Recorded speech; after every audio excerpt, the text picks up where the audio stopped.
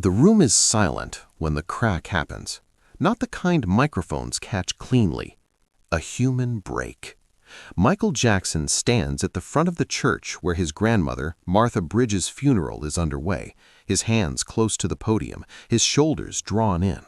The voice that has filled stadiums tightens, then splinters on a single word. It's small, almost nothing, but everyone in that room feels it. Family members in the front pews lift their heads. The choir freezes. Cameras, already present because this is Michael Jackson, subtly lean forward. In that split second, at Martha Bridges' funeral, his voice cracking becomes the loudest sound in the building. The church itself is modest, the kind of place that smells faintly of wood polish and flowers pushed past their peak. Martha Bridges' casket rests nearby, a physical anchor that keeps pulling the moment back to its truth. This is not a concert, not a press appearance, not a performance. This is a grandson speaking over his grandmother's body. Michael's black suit hangs a little loose, the glove absent, the spectacle stripped away. The object that holds all the power here isn't a microphone or a contract. It's his voice, suddenly unreliable, betraying him in front of family, clergy, and a watching world. Michael had arrived days earlier under circumstances that were already heavy. According to accounts from those close to the family, Martha Bridges had been a stabilizing force, a grandmother who knew him before Motown, before television cameras, before the rules of the music industry rewrote his childhood. Her funeral pulled Michael back into a room where fame didn't matter, but blood did. The Jackson family gathered with an unspoken understanding. This wasn't about Michael Jackson the icon. This was about Michael, Catherine's son, Martha's grandson, standing where generations had stood before him. Outside that church, the world had its own expectations. Michael Jackson, even in grief, was never just allowed to be present. Cameras waited, rumors circulated about whether he would speak, sing, or remain silent. Insiders reportedly debated whether it was safe for him to be seen this vulnerable. The same industry that sold his perfection had trained itself to fear his humanity. That tension followed him through the church doors and settled into the pews alongside family members who remembered him as a boy. In the days leading up to the funeral, the rules of Michael's world were clear and unforgiving. Every public appearance carried consequences. Every gesture could be interpreted as weakness or manipulation. At this point in his life, Michael Jackson's voice wasn't just an instrument, it was a commodity, insured, protected, and managed. To let it crack in public, especially at Martha Bridges' funeral, risked more than embarrassment. It threatened the illusion that had kept him powerful and, paradoxically, safe. Family members later recalled that Michael hesitated before agreeing to speak. Standing at a funeral podium was different from standing on a stage. There were no choreographed lights, no backing track, no controlled acoustics, just breath, memory, and grief. The church, the casket, and the gathered mourners formed a space where the usual barriers between Michael Jackson and the world dissolved. That disillusion was the real danger. When Michael finally stepped forward, the room adjusted to him instinctively. People leaned in. A minister nodded. The presence of Martha Bridges' casket framed him, a visual reminder that this moment belonged to death, not celebrity. He began softly, voice steady at first, addressing his grandmother directly, anchoring himself in family language instead of public rhetoric. For a few sentences, the illusion held.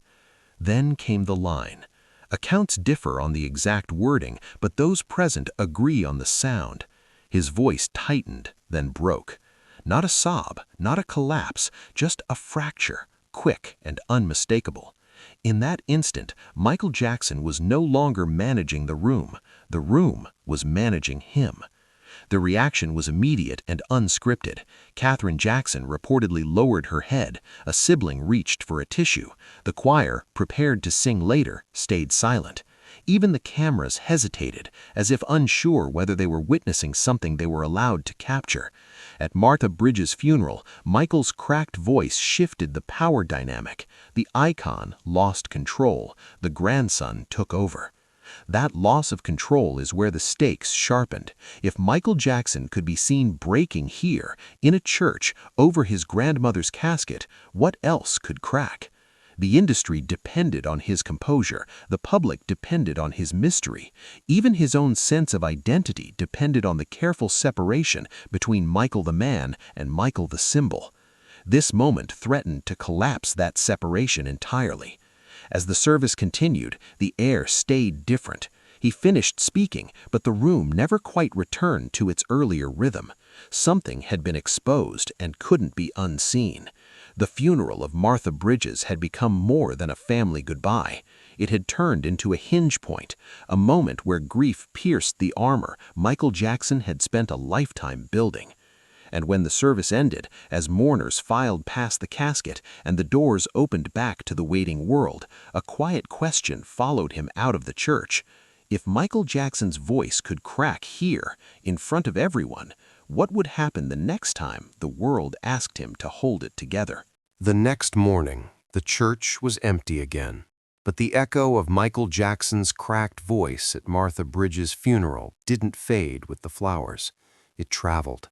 Family members talked quietly about it over breakfast tables. Church staff replayed the moment in their heads.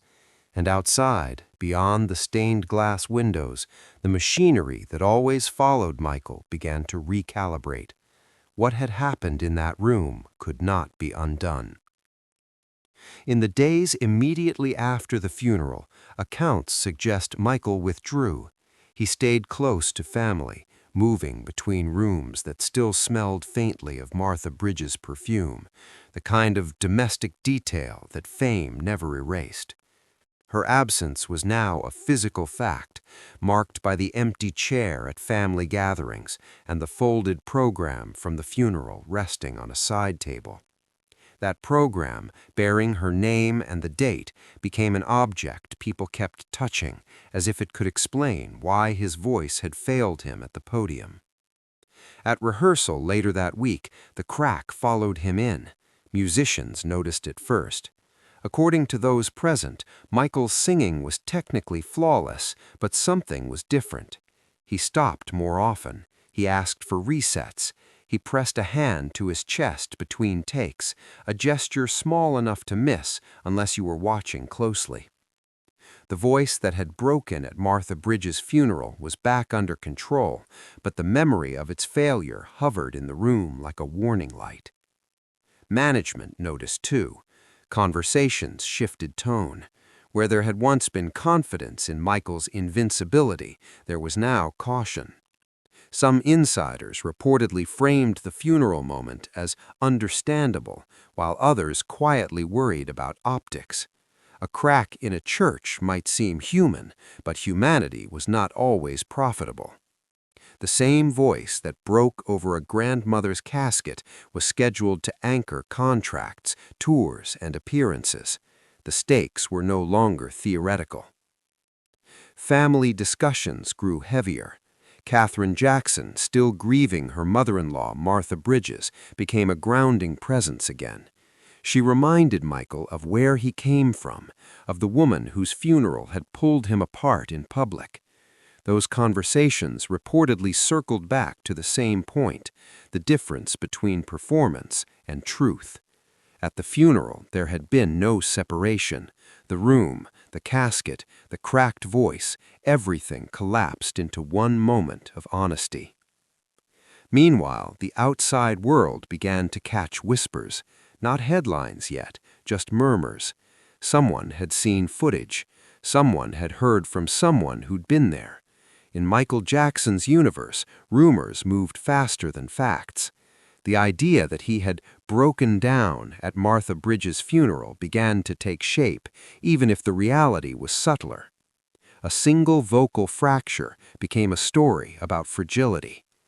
That perception tightened pressure around him. At a subsequent meeting, according to accounts from those nearby, Michael was advised to limit public emotional exposure. No speeches, no unscripted moments. Grief, if shown, should be controlled. The irony was sharp. The very moment that had been most real, The cracked voice over his grandmother's casket was now being treated as a liability. And yet, something inside him had shifted. At another rehearsal, he reportedly stopped mid-song and spoke plainly to the room, not in performance language, but in family language. He referenced Martha Bridges by name. He talked about standing in that church, about how his voice failed him, and how that failure scared him more than any missed note ever had. The room went quiet again, eerily similar to the silence at the funeral. The same dynamic replayed, Michael surrendering control, even briefly, and everyone else adjusting around him. These moments accumulated, a pause before singing, a longer look at family members in the audience during private run-throughs, a refusal on at least one occasion to redo a take that felt emotionally dishonest. Each of these gestures traced back to the same anchor point, Martha Bridges' funeral and the moment his voice cracked. That fracture had become a reference point, a before and after line only he could fully feel. By the end of that week, an unspoken ultimatum hung in the air. Return fully to the controlled image or risk letting more cracks show. The industry preferred the former. The family, still mourning Martha Bridges, understood the cost of the latter. Michael stood between those forces, carrying the memory of the podium, the casket, and the sound of his own voice failing him when he needed it most. The tension peaked the night before his next major public appearance. Alone, according to later recollections, Michael replayed the funeral in his head. The church, the faces, the instant his voice broke and the room shifted. That moment had taken something from him, but it had also given him something dangerous, proof that the world didn't end when the illusion cracked. As dawn approached, the question was no longer whether the funeral had changed him, it was whether he would let that change surface again. The next time he stepped in front of a microphone, would he armor himself back into silence, or would the truth that slipped out at Martha Bridges' funeral force its way forward once more? The moment returns exactly as it happened, not softened by memory. Michael Jackson stands at the podium inside the church where Martha Bridges' funeral is underway, the wooden surface cool beneath his hands.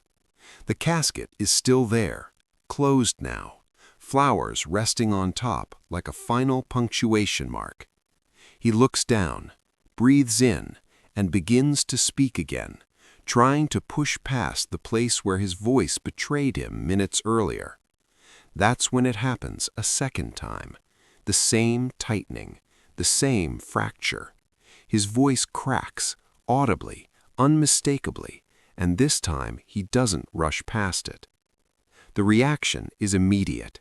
A ripple moves through the pews. Someone exhales sharply. A family member whispers his name. Michael stops speaking.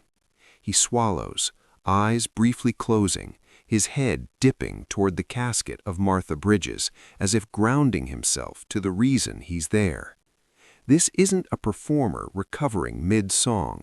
This is a grandson choosing not to hide. The silence stretches, heavy and raw, until it becomes clear that nothing is going to rescue him from this moment. No music, no applause, no cut. When he finally speaks again, his voice is quieter, imperfect, but steady enough to finish. The words matter less than the act. At Martha Bridges' funeral, Michael Jackson allows the crack to exist. He doesn't apologize for it. He doesn't explain it away. He lets it stand as proof that something real is happening in front of everyone. The church holds him. The casket holds the meaning. The voice, broken and rebuilt in real time, seals it.